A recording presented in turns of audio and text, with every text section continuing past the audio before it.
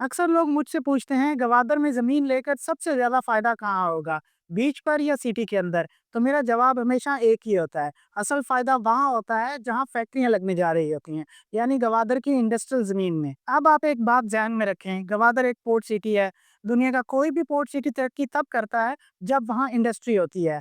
अब यही काम गवादर में भी शुरू हो चुका है। गवादर की जो एक्सप्रेस वे है वो सीधा पोर्ट से निकल कर मास्टर प्लान के इंडस्ट्रियल एरिया में आती है, यानी जितना करीबी फासला उतना ही बड़ा फायदा, क्योंकि यही वो रास्ता है जहां से फैक्ट्रियों का सामान बराह रास्त शिप पर जाता है। अब अगर बात करें कीमत की, तो अभी यहाँ इंडस्ट्रियल जमीन की वैल्यू ज्यादा नहीं है।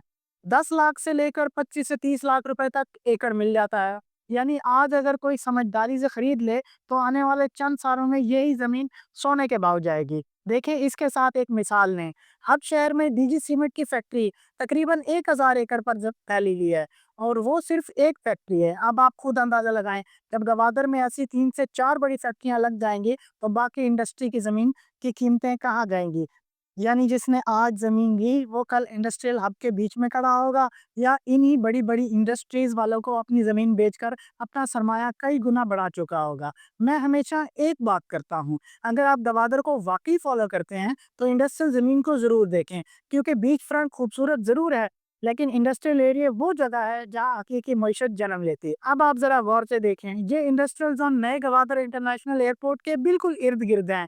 अगर सप्लाई जहाज से जानी हो तो वो बिल्कुल करीब है, अगर सामान पोर्ट से जाना हो तो एक्सप्रेस वे के जरिए सीधा समंदर के रास्ते चला जाता है। यानी ये एरियाज गवादर के सबसे स्ट्रेटेजिक मकाम पर वाक़ई है।